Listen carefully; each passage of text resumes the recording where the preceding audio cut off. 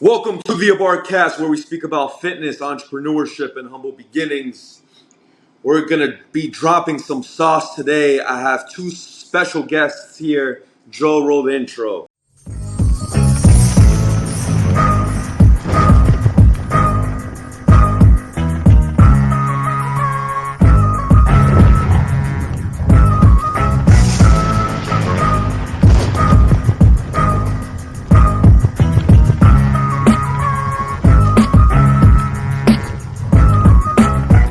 Announcements, guys. I specialize in fat loss and building booties. Fellas, they call me the booty doctor here in the tri-state area in North America. So online coaching, which includes diet and individualized training programs, are available. In-person training is also available if you guys are around the New York City, New Jersey area. All right, please reach out to me on Instagram or email. Both are tagged in my channel. Moving on to my guests, I have my guys here, Gerson and Lorenzo. So fellas, I know you, but for the people that don't know you, who are watching on my channel, on your channel, please introduce you guys very briefly, and then we'll go into detail. You want to go first? Yes, sir. So, I'm Gerson. Been living over here in Detroit for about almost all my life. Originally came from Albania. Now, our family, we're running a transportation / trucking company. We're doing it for over about 10 years, and trying to keep up with the economy, make some more money, and conquer this business. Move on to many more actually. So. All right, what about you, Lorenzo? All right, so I'm Lorenzo. I'm 26 years old from Detroit, Michigan. I run a construction company / painting. It's boring, I know, but it makes me cash, and I get to work for myself. I'm an artist and a male model. So I'm into fashion and photography and all of that good stuff. Like a gigolo?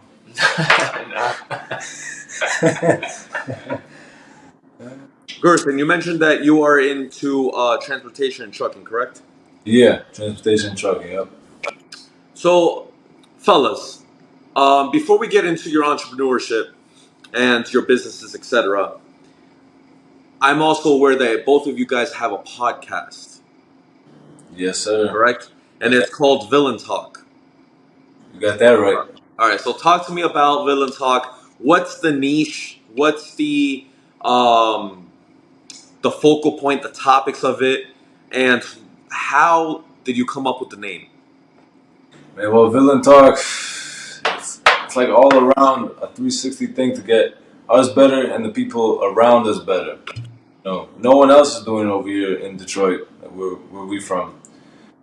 So we're trying to maximize our capabilities with community. Talk shit, have fun, and then spread a good message. And you say, what's the message? Message is really just improving yourself and talking about our weaknesses, exploiting them, and then making them better.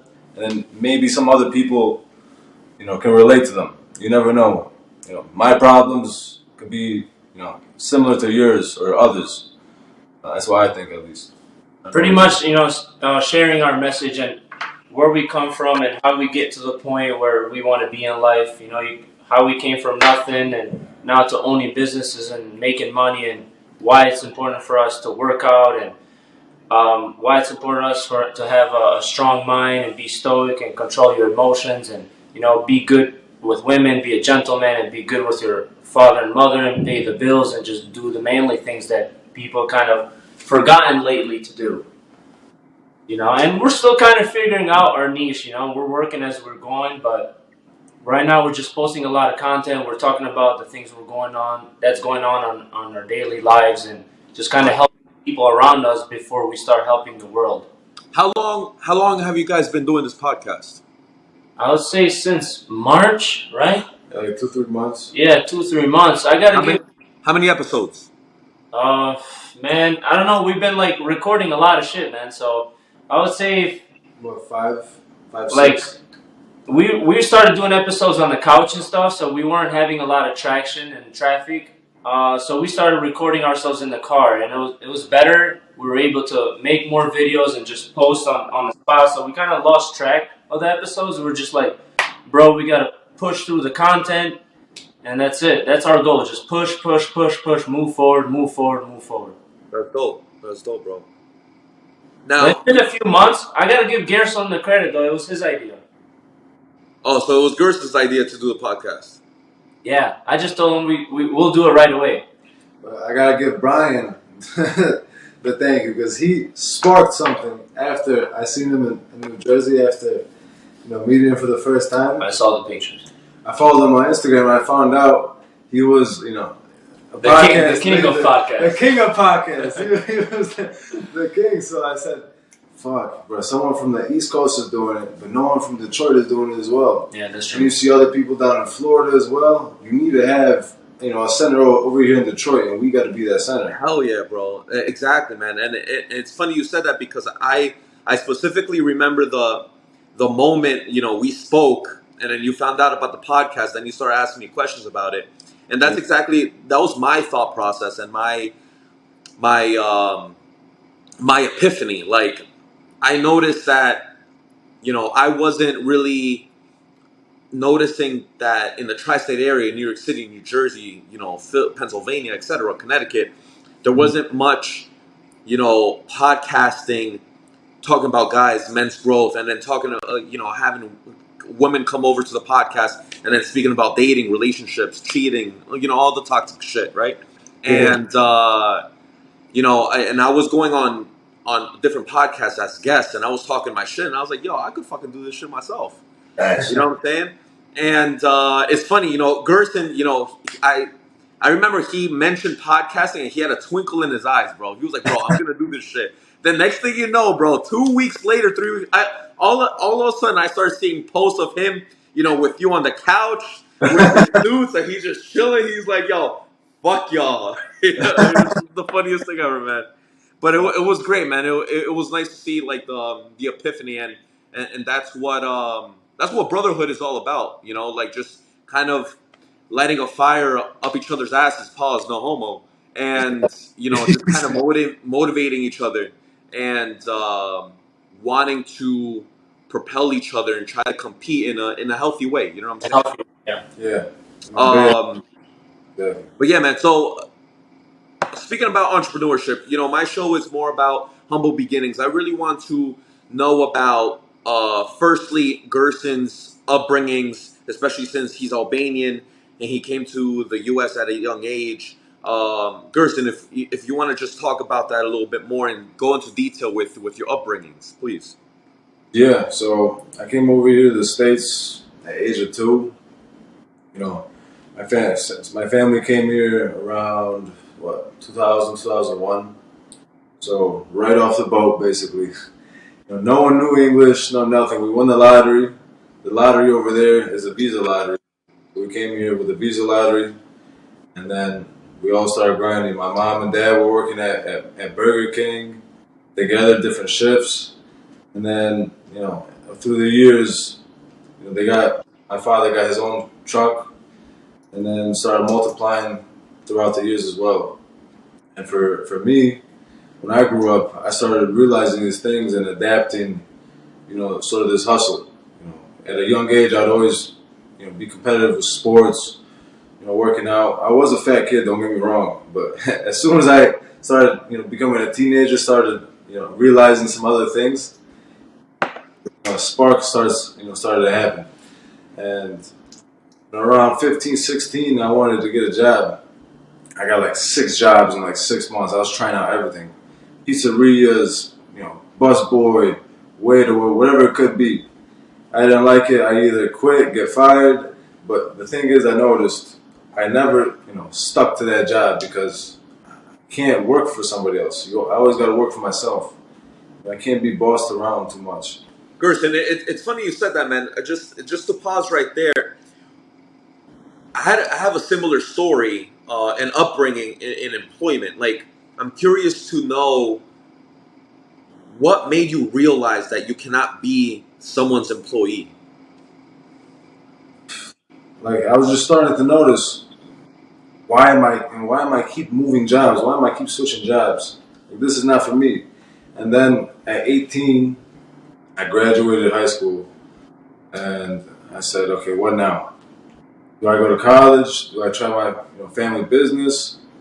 So I went to college. I said, fuck my family business. I'm not gonna join right away. I tried out college, and then I worked at a meat department at a butcher shop. I was actually with this guy. Were you working then? I was working there already. Yeah. Yeah, he was working there as well. I got the job from him. He was a butcher, so I was the one packing the meat. And then I was looking for like 6 to 12 months. I forgot the exact time period, but I just didn't like it. I was making no money, putting in long hours. Yeah, you learn everything at different jobs, but it just wasn't it. And then COVID happened, and I was doing college.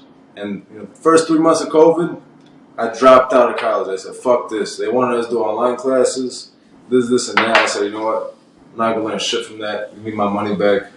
I joined the family business right after. Oh shit. Okay. All right. And the family business is the transportation company, correct? That. Yeah. All right.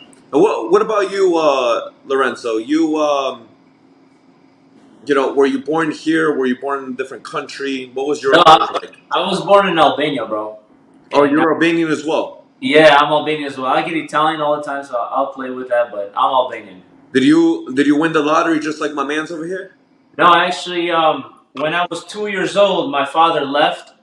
He came to America. That was probably I was born in '97. It was a civil war in Albania, and then my father left. He left the family and came here to look for a better job and to give us money. So he came to America, I think '99 or 2000, and I grew up without my father for most of my life. I never knew who he was, so I never really missed him like that. But there was a missing piece in the family. It's kind of weird to grow up without a father when all the kids your age had fathers. I didn't know what it was like to say dad, you know? So that kind of made me stronger because I grew up with cousins and stuff like that. Not having a father in the picture makes you stronger, or it can make you weaker. You can get in trouble, you can do drugs. Definitely. But I was never that type. Yeah. Long story short, he brought us back here 10 years later, around 2012. He had to go through courts and stuff to win the papers, and the judges were giving him a hard time, blah, blah, blah. He brought us here. Now he's my best friend. Long story short, went to middle school here, went to high school here. I used to draw all my life, so I didn't just start drawing. I didn't just start being an artist. I still have my drawings from back in the day, from when I was like 5, 6. I think those are going to be worth a lot of money, by the way. But I was drawing all my life. I came to America. I was still drawing a little bit. Then I stopped for a while because you get older, you get distracted. You start talking to girls, you get a girlfriend, and then you're learning all the toxic shit from high school. Going to parties and stuff.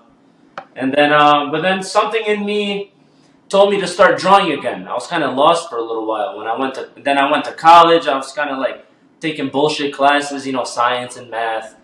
Having a regular job, 9 to 5 supermarket at the butcher shop with Gerson, it just wasn't it. I wasn't able to pay bills. I was walking to work because I didn't have a car, so I was just kind of saving money on the side to buy a shitty Honda. Bought my first car, and then started going to college, My dad always preached go to school, but they never tell you what you should go to school for, because they don't really see the talent in you sometimes. Because they're foreign parents, they've been through so much. They see you drawing, they're like, oh, there's no money in art, blah, blah, blah. So they're like, just go to school, just go to school. Well, I went to school. So I was like, all right, this shit is ass. So I dropped out of college, pissed off my dad for a little while. But then something in me, I can remember like yesterday, I was at the park, something in me told me to start drawing again. Long story short, I started drawing again, so I'm like, okay, I still got my talent. And then I was on Instagram one day. I was looking at some dumbass artists painting and stuff like that. I'm like, okay, this guy's art sucks. I said, why don't I start painting? So I went to the store, bought colors, started painting. A few of my paintings were asked. Then here you go. Now I'm making, 2 years later, I'm making murals. I'm making custom jackets. And yeah, that's my life, man. That's great, But man. I never really had a family business, so I had to start my own. That's dope, bro. It's funny. It's funny that I could relate to both you guys. With Gearson, I could definitely relate to not being able to be someone's employee. It's funny when I first started doing podcasts, I didn't realize that I was a shitty employee until I'm explaining, you know, an answer to a question. The question was, "Hey man, like what did you do growing up? Like what was your employer history? Like what jobs do you do?" And I started explaining how I was a trainer at this gym. I was a trainer at this headquarters. I worked for corporate fitness. I worked for commercial gyms, etc. And I started realizing during the podcast, it was fucking live. And I was like, yo, actually, I was fired from all these jobs. Literally from like 18 to fucking 26, 27, bro. I was fired from each and every job.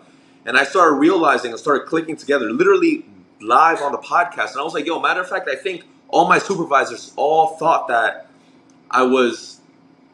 they always complained that I had like a chip on my shoulders, the way I walk, I was a little too conceited, etc. And they were just kind of like, listen, you think you're the shit. I'm the boss. You're not the boss. Da da da. And it got to a point where I'm like, fuck it, whatever. And I would just get fired from here, from there, etc. And then I could relate with you, Lorenzo, because I grew up without a father as well.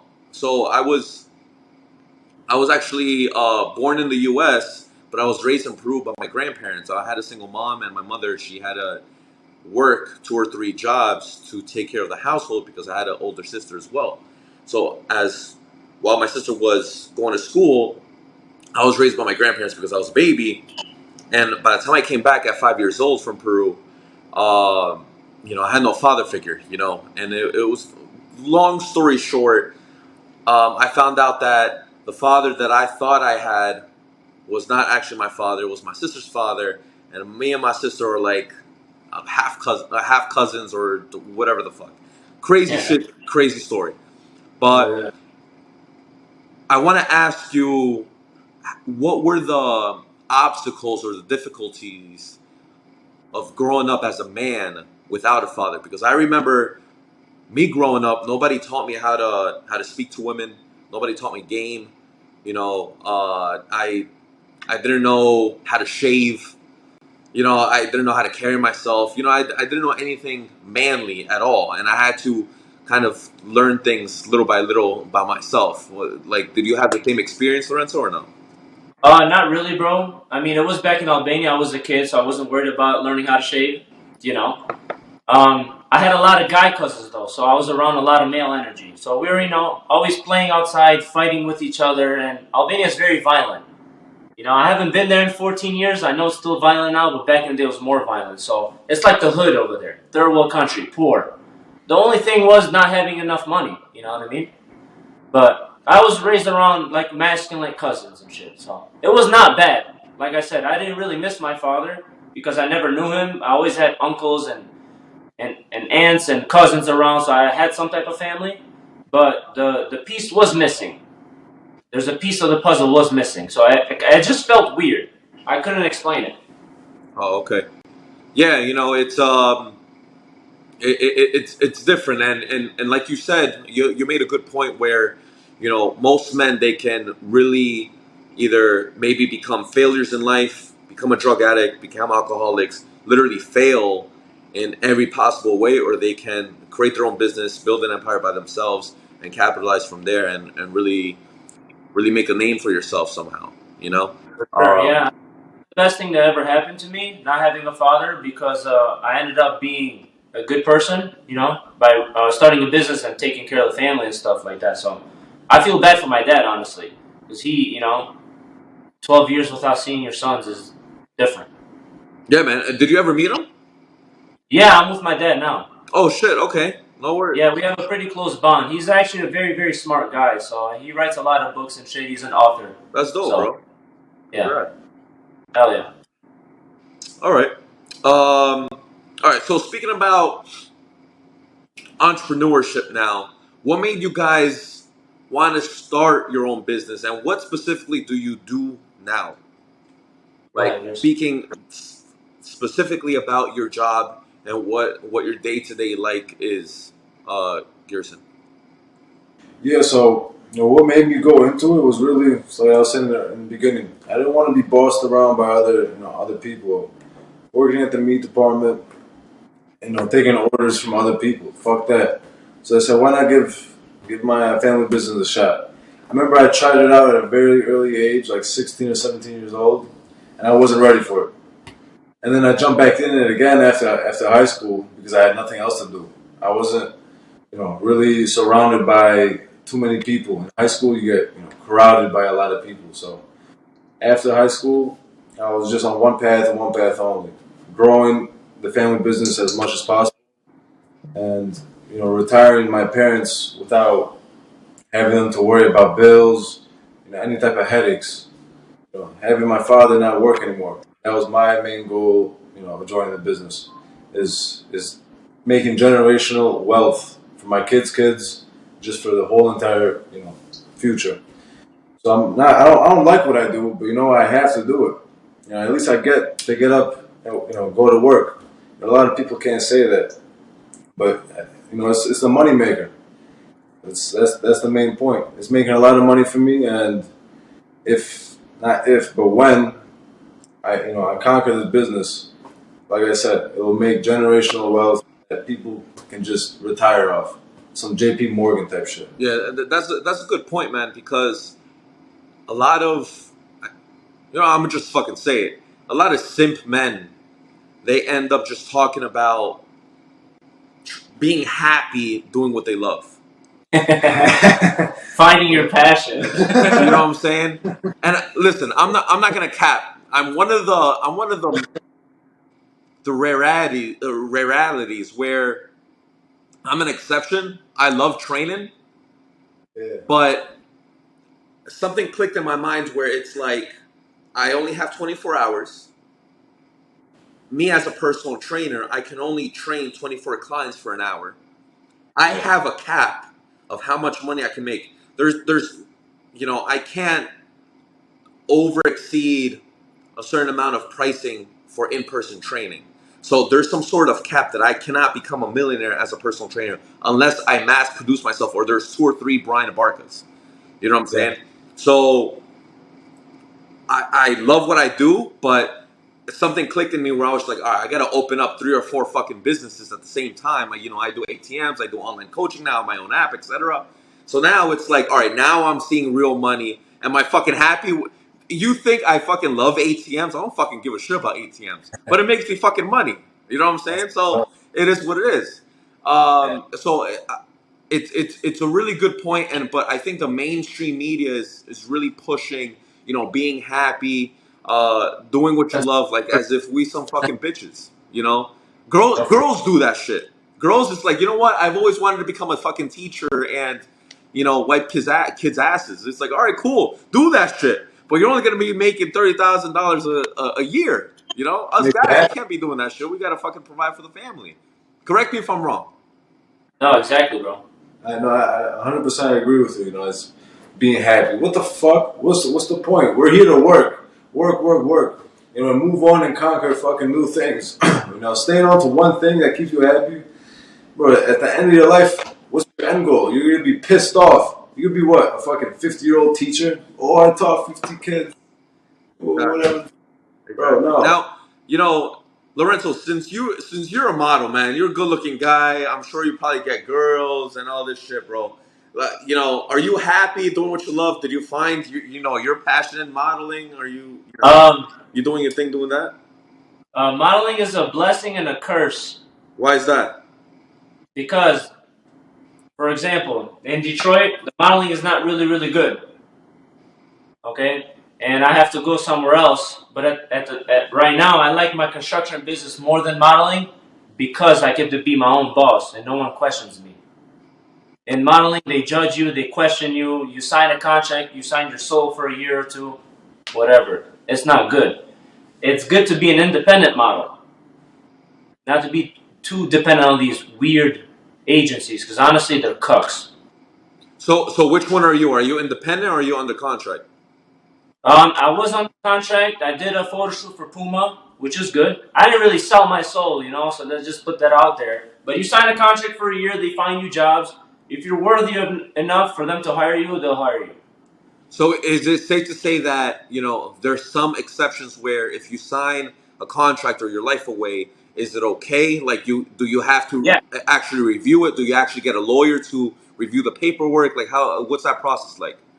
You review it yourself because you're not signing to like a crazy agency where it's like the best agency in the world, and you want to make sure you're double checking it. It's just some agency in Chicago. It's known, maybe 20,000 followers, and you read it. You read all the information. Whatever word you don't understand, you search it up. It's pretty plain and simple. You're gonna go on a conference meeting with them. It's all about connections, though, Brian. Without connections, you can't really get linked to agencies like that. Yeah, I completely agree.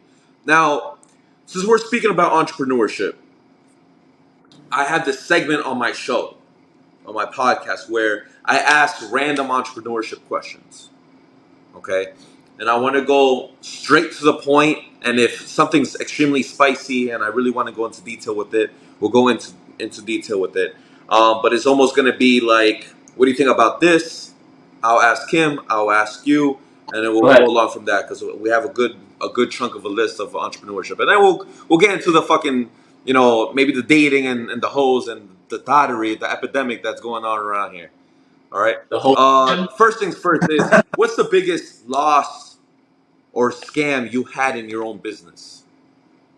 Okay. You want to go first, Jason? The biggest loss or scam I've had in my business.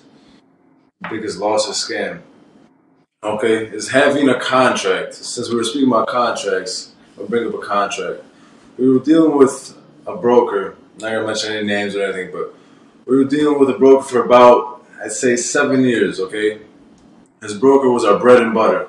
She was our lifeline to a lot of the money coming in. Right. She was cycling in. For 7 years straight, we were doing it, and last year specifically, there's a bid every year for all these contracts for GM, Ford, Chrysler, and it's around August. So last year around August, July, we asked her, because we got to rebid it, we got to do all this, do pricing, all that boring shit. And she said, "Oh yeah, no, we're fine. Yeah, we're gonna get it again. Don't worry." And usually they give people heads up. Hey, you lost the contract, and you're no longer gonna do this lane. But she got no warning. She got hit out of nowhere that she lost the contract, and she never expected that because she was keeping such close connection with GM that all of a sudden GM dropped her just like that. And if GM drops her, she drops us because we work with her. She's the middleman. She's the broker. Yeah. Breaking the deal. And she gave us no warning or nothing. But after that, luckily we had another option. We jumped on that right after. So a lot of people either sank or survived after that. But that right there, that was probably the biggest loss and the biggest come up that we had. Because now it brought even more opportunities this year. This year, I say we're almost at double profit. That's great. And we worked with her for 7 years. What about you, Lorenzo? I would say with this modeling agency I was signed to when I first started in 2017, they scammed the fuck out of me, bro. They promised me all these things. You're going to get jobs. You're going to do this. You're going to do that. You're going to be here. But it's okay. Just pay. Yeah. Pay $500 up front and then pay us $150 a month. And that lasted for like a whole year until I realized, okay, well, I'm paying for them and I'm not getting anything. I'm not getting no jobs, no nothing. So, and then I realized if you're getting signed to an agency or they're trying to sign you, if they ask you for money up front, they're a scam. Oh wow, I didn't know that. Okay, I mean, Yeah. listen, They're supposed, that's they're a supposed to good fact hire. for anyone who's trying to be a model. Then. Yeah, the agency is supposed to hire you if they like you. They'll hire you, and then they will find you jobs. Okay, and once they find you jobs, they'll get a cut, and that's it. Right. Wow. Okay. Um, is entrepreneurship for everyone? Entrepreneurship, everyone. No, Why not? for I don't think so. No, not at all. Because there's people in this world that are only good at one thing and one thing only. Entrepreneurship takes a lot of characteristics. Being a leader, charismatic, you name it. It takes a bunch of fucking skills to have, And a lot of people don't have those skills. Some people are just good at one thing or one thing only. And there's nothing's wrong with it. That's fine. Just stick to being a worker or a butcher or whatever it is. That's fine. But being an entrepreneur, that takes a whole bunch of skill sets. One special person, I think. What do you think, Lorenzo? Is entrepreneurship for everyone? No, I don't think it's for everybody. If it was for everybody, the world would be weird. You got the top 1%, then you got the bottom 99%. Metaphorically speaking, I think it gets too hot in the kitchen for everybody. They can't handle the heat. You need a high stress tolerance. You need a lot of balls. You need a lot of heart. You need to be a risk taker. You need to risk it all multiple times. You need to be able. You need to be okay with losing. You can't care what other people think. You can't care what your family thinks sometimes. That's if you're doing the right thing. Yeah, you got to be a villain, man, out here. That's not for everybody. But I do recommend having a good job. The business is not for everybody. But at least have a good job. Make sure everything's paid for. That's the least thing you can do as a man. Next question is, what does the word villain, mean to you? Especially since you have the word villain in your own fucking podcast. What the fuck does it mean? Yeah. Yeah. No, it's like what he just said. Being a villain. Doing things that the normal average person wouldn't do. You got to defeat that villain. Really, because he's doing more than you. The other guy, the average Joe Schmo, is not doing jack shit. He's just working a normal 9 to 5, maybe working out, maybe eating right, maybe doing these things. You got to defeat that guy. You got to be the bad guy. Because other people are looking at you like, oh, like we started this podcast and they're looking at us like straight, like I don't know, what is it, like villains, like straight fucking villains. Yeah, I mean, we get ignorant sometimes, like, you know what I mean? But we're just expressing ourselves. So to answer your question is just being yourself unapologetically. That would be a villain. It doesn't necessarily mean an evil person. We're not talking about superheroes and villains, but we're talking about being the best you could be all day, every day. So you're almost like imagining yourself, let's say hypothetically, as if, let's say you're playing a video game and all their attributes are at 99. And you're trying to beat that person that's overall 99. Yes. Got it. Because you do have, not to sound spiritual, but you do have a higher version of yourself and a lower version of yourself. And it depends on the decisions you make on a daily basis. It depends on the habits you partake in on a daily basis that will dictate if you will be a better person or a worse person. Because you're either growing or you're dying. That makes sense. So it's setting that bar up for yourself because your higher self is successful. Has a girlfriend, is paying all the bills, has a lot of money, lives on his own, is not dependent. Right. Then your lower self is, not going to the gym, like Gerson says, being lazy, yeah, all that stuff. Being average. Next question: why do people fail when they try to start their own business? Say that one more time. Why do people fail when they try to start their business? Yes. Why do people fail? I think they forget that you have to fail when you start. Ooh, I like that. I never had. Listen, I asked that question multiple times. I never had that answer. Can you please explain? Okay, for myself, right? Long story short, I was working for somebody. I was working as a butcher. I got tired of the blood and stuff like that over the years. You're just tired of that shit. You want something else. So I started construction for a few years for somebody. And I started learning, but I wasn't able to pay my bills. Long story short, I got so fucking angry that I started my own business, not knowing where to go. I had one client that wanted his house car washed for $1,000.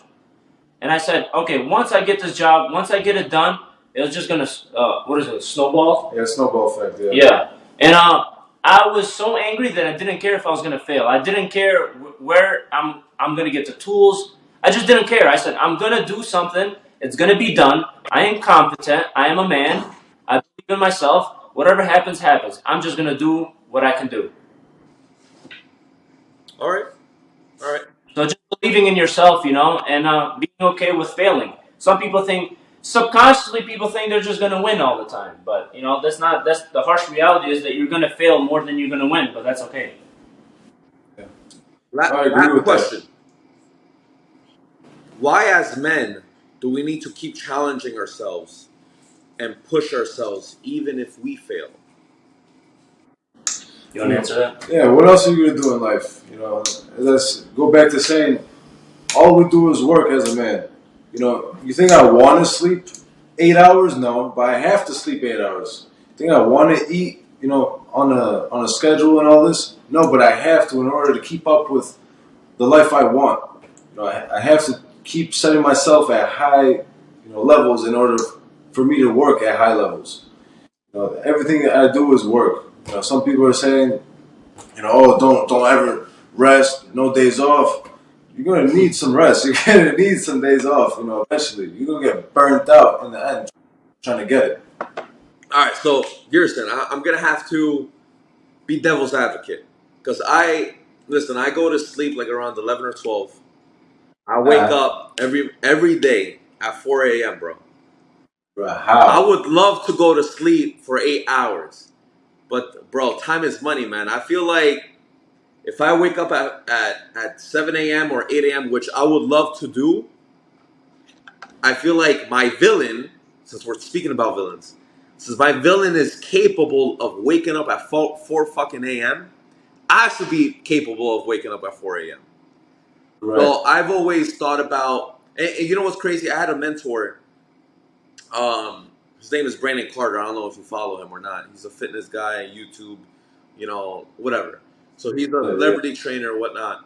And I started noticing since I would always start off my day around 6 a.m. This motherfucker would always be up at 4:15. And I saw his videos one morning, and he mentioned he was like, "Yo, bro, like I'm waking up at 4 a.m. so that I can meditate for like 10 minutes, do some work, do some back office work, and then I go hit the gym, and then I start working up at 6 a.m. And then all these other brokies are literally fucking waking up like Cinderella at 6 a.m." Bro, like I heard that and I was like, yo, that's straight fucking facts. And I'm not even gonna cap, man. Like I saw maybe a 30% increase of my net income waking up at 4 a.m.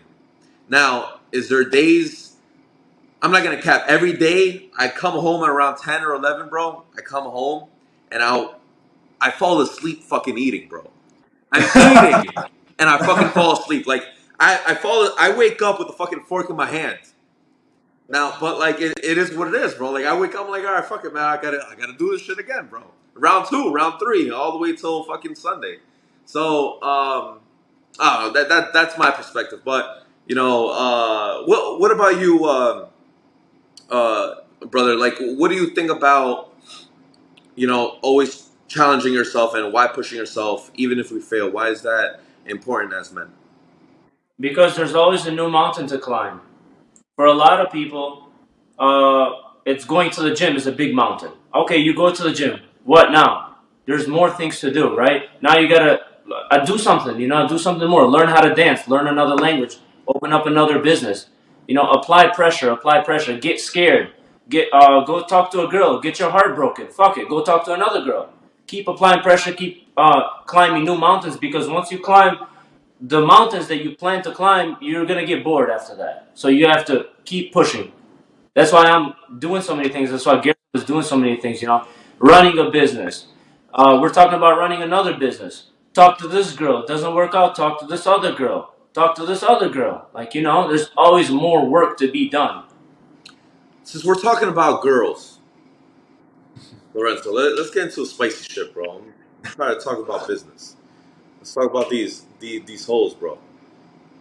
These hoes ain't loyal. So, you know, all three of us, we're attractive men. I'm sure we have no girl problems, right? But for the guys out there that have issues talking to women, trying to attract women, or problems with women in general, what are three dating advice that you would give to these guys growing up or right now trying to step up or trying to beat their villain, like we say? Um, 3 for each. You guys can't copy each other, and it could be about anything. It could be social media. It could be any type of advice in person. Da da da. Go ahead. Whoever wants to go start first. Yeah, so I think the first thing, of course, the most important is fitness. If you work out every single day, you're automatically going to be confident. Okay? That's said and done right there.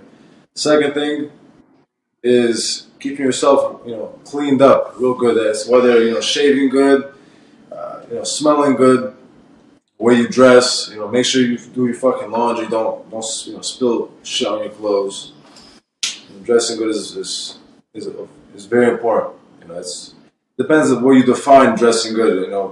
Walmart jeans and a plain white tee or a plain black tee. If you rock it, you rock it. Some people want to go all out, fucking buy Gucci, Chanel, this and that. For me, I don't. I'm not really into it. Fucking blue jeans and a black tee. Get some hoes. The third thing and final, I'd say, for advice, put yourself out there more. People are like, oh, where am I gonna go? Find girls. This is a horrible location. Well, make it a good location. Make it a good. You gotta make it your garden. What was that saying? Don't chase butterflies. Build a garden. Yeah, they'll come to you. Build a fucking garden. I like that. That's it. I like that. If you have an apartment, utilize it. Start a fucking podcast. Get some hoes on. You know what I mean? Build the fucking garden you want, whether it's going out to bars, clubs, or dating apps. Just put yourself out there more and do repetition over and over and over again until you finally hit that spot. I'm not saying be hella toxic, but you know what? One day out of the week, if you deserve it, go ahead. All right. What about you, Lorenzo? Well, first I would say the best dating app is Instagram for business and dating. But fuck business right now. We're talking about dating. Have at least 5 to 6 good pictures. Get a professional photographer or use the phone. Be photogenic. Learn. There's a lot of videos on YouTube. You can learn how to take pictures and how to look good in pictures. And invest in yourself. Use some cash because everybody has money. You're just, buying breezes and you're doing that all day instead of saving the money and just, take a trip to Florida. Go to a nice 5-star restaurant, take a picture. Don't post selfies on the post. You can post them on the story. What is that called? The feed? Yeah. Profile grid. Yeah, don't post selfies.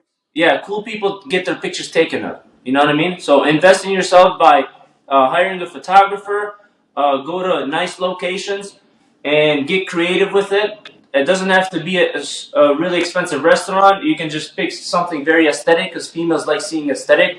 They like to see your aesthetics. What do you think is beautiful to you, to the guy that they're looking at? Because they're looking at your Instagram for like this, very quick.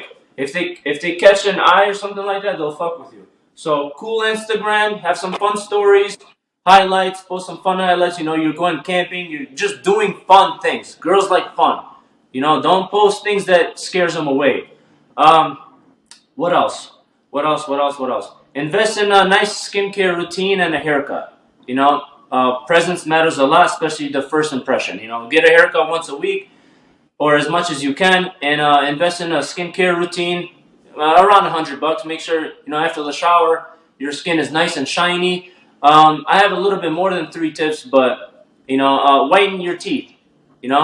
Girls are looking at your mouth. They're thinking about making out with you. Get some chapsticks. Make sure your lips are juicy. And white teeth. And then that's pretty much it. Other than, what Gerson said. Work out. Oh, one more thing. Learn how to be seductive. Through your words. Through texting. Through the way you dress. There's like 8 or 9 seductive types. I'm kind of learning that right now. So, read The Art of Seduction by Robert Greene, I think.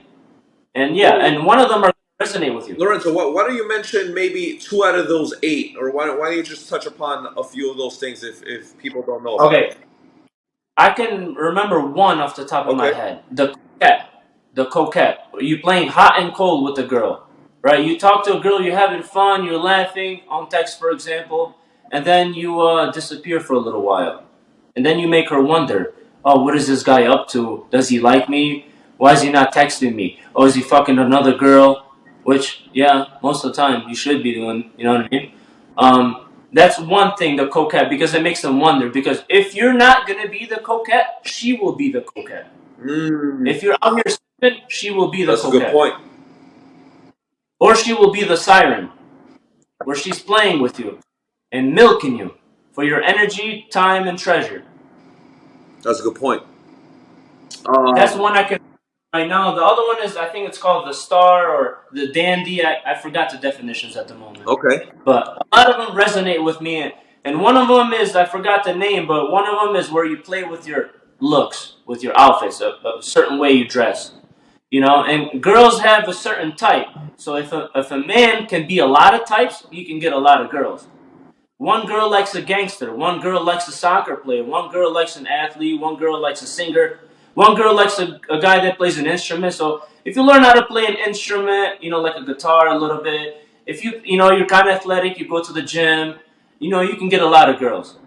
All right. Now, all right. So before we start finishing up, I want to ask. I always ask all my guests if they have any questions for me to answer. Questions for you. So I was looking at matter of fact, I was looking at your Instagram earlier. Yeah, bro. I was doing a little bit of studying. Ask me anything, man. Don't hold back. Let me see here really quick. My boy Brian. Okay, so bro, how did you get to 20,000 followers? No problem. I bought about half of them.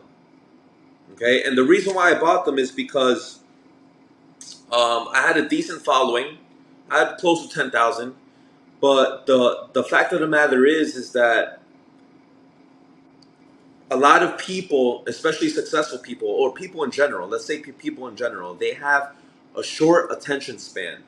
Okay, and if you are in the entrepreneurship route and you want to collaborate with celebrities, with high net worth individuals, if they see your DM and you don't have a blue check mark, okay, I know now you even buy them. It's very, very easy to buy them. However, unconsciously, since the blue check mark has been so popular for almost a decade, unconsciously people are still going to click on your name. Okay, so the blue check mark is still very, very important. Not as important as before, but unconsciously people will still get triggered by just the blue check and they'll just click on you. Number one. Number two, when these type of people that you want to collaborate with, when they get a DM, they're gonna look at your profile. And the first thing they're gonna do is look at your followers. And if you only have 1,000 followers, 200 followers, or even maybe 9,000 followers, they're gonna just breeze through your message and they're not gonna give a fuck. Okay? Because at the end of the day, they have nothing to win if you don't have a following. They're only gonna collaborate with people that they have a decent amount of following, the same amount of following, even more following. Do you get what I'm trying to say? So, Yeah. especially for a guy, it's extremely hard to get the more than 10,000 or 20,000. You know, Yeah. for women, it's very, very easy. You know, they go on a bikini, they have a G-string, they spread their ass cheeks, they put their ass cheek on a fucking on a balcony, on a shelf, on the gym, and they get fucking 10,000 likes, 10,000 followers, and boom, that's it. It's very, very easy. Okay, if you have more than 10,000 followers as a man, you're decently successful. But it's the visual, bro. If you have more than 20,000 and you want to collaborate with someone successful, they'll at least, once they see the 20,000 and they check your profile, just like you said, they'll at least reply to you, and it's your responsibility to make sure you kind of close the deal with them and try to break down a deal or collaborate with them, Yeah. and speak to them properly. But just to answer your question, you know, I had about 10,000 followers, and I bought an extra 10,000 just for the clout, bro. And it really, Yeah. and I'm being straightforward here for anyone out there, bro. It's for the past 6 months, you know, it really helped me out. You know, now I'm flying to Dubai. Now I'm flying to fucking Miami. I'm flying to different states just for podcasting, just to meet new people. You know what I'm saying? So, I mean, like, I could say I could front and say, you know what, yeah, I'm doing this and that, but I have literally receipts of me in these different countries, and I could honestly say it's because of that. Yeah, so how can you keep the other half that you bought? The first half are organic, right? How can you keep the other half? Because I remember one time I think I bought followers and I started losing them. Yeah, I think it's who you hire. So I hired someone specifically who they're Okay. not bots, they're actually real people that follow you, and they Okay. actually like your post as well, and they actually comment on your posts. So it's not that they just Oh, follow you and that's it, go fuck yourself. It's like they follow you, they'll like the first 24 pictures, the first 12 pictures, and all your pictures are like over 2,000 likes, 3,000 likes, and it actually looks genuine and organic. So I think it just depends on their software. It depends on, their company. I'm sure if you kind of shop around, or if you want, if we could speak privately, I could connect you to my guy, and he'll hook you up, okay. bro. Because they were very very efficient, and it only took 2 days to get up to the 20,000 and all my pictures liked. You know, Would you recommend to do that for my personal or for my Villain Talk I did. podcast? Because I my podcast. Um, I would do both. Fuck you. Like, why not? All You know right. what I'm saying? Like there's why limit yourself and put yourself in a corner on choosing one? Why don't you just do both? Yeah. Why not do both? Because I think it's very important, as you were saying, that we live in an attention society. The more attention we get, the more money we Yeah, can bro. make, and use that, put it back into our families and communities, and just grow Yeah, from like there. like hypothetically, if a celebrity that you want to have on the Villain Talk podcast or Villain Show podcast, you know, the first thing they're gonna do is they're gonna be like, all right, is it worth my time to go on these guys' show? They're gonna look at your likes, they're gonna look at your views, and if your likes and views are not over 1,000, 2,000, they're gonna be like, yo, fuck this. This is gonna be a waste of my time. You know what I'm saying? Yeah. Like, there's no benefit unless you're paying this person, guy or girl. It's like, why the fuck am I gonna do it? But if they see, all right, 20 or 30,000 followers, they see more than 10,000, views or likes on your posts, it's gonna be a no-brainer. Okay, like, send me the date, send me the time, and I'll show up. You know what I'm saying? Yeah. Does that help with the views too? With who? When you buy followers, does that help with the views? Yeah, definitely, bro. Definitely. Definitely, because it brings in organic traffic as well, because you had that type of following. You look more legit. You look you have clout. You have clout on Instagram, bro. You know. Yeah, that's what me and Garrison are working right now. About a week ago, we came up with a three-stage plan that we'll share with you one of these days on private. But right now, it's basically just trying to get as much clout by providing as much value as we can, like real value, not a bunch of bullshit. Sure, on TikTok you can fuck around a little bit, be a little toxic for the views, but normally on Instagram and YouTube it's strictly for helping the young men become better versions of themselves, and yeah, and just money's gonna just fly into our bank account. I know Yeah, it. bro. Inshallah, definitely. What about you, Gerson? Any questions for me before we close up? So what I was thinking, bro, how the hell do you wake up at 4 in the morning? Like, what do you do? Tell me. What do you do? Okay, you wake up at 4 in the morning, then what? Like, I just want to know what the hell you do at 4 in the morning. So I wake up at 4 o'clock in the morning. First thing I do is look over my balcony. I make sure I post a story of me waking up at 4 o'clock in the morning before everybody, Uh, you know, uh, so that I could just let everybody know, my followers, my friends, my family, even my haters, anyone who's fucking stalking me. It's like, yo, I woke up before your lazy ass to make some money. I'm winning. What the fuck are you gonna do? That's the first thing I do. Then, I scratch my ass. I take a pre-workout. That helps. I'm not gonna lie. I take a pre-workout as breakfast, bro. With my vitamins, I start getting ready for work. I look good for my clients. Because again, it's motivation, bro. If I turn up at my gym and I look like a bum, they're gonna be dragging their feet. So I need to have that high energy. I gotta dress good so that they could feel good and start dressing good. And that's it, man. That's all I do. I go straight to work. My first client's at 5:30 or 5:15, and I just go to work. And I go to work all the way until 9 p.m. straight. Okay, so your job starts early as well. Oh yeah, Okay. definitely. Yeah, and again, like I said, I'm limited to only 24 hours a day. I raised my prices and I increased my availability because I used to be one of those people that was just like, oh, I need my time, I need my rest. I would work 4 days out of the week, 17-hour days whenever I work, and then the days I would actually take off, I would be exhausted, roll out of bed around 11, 12, or 1.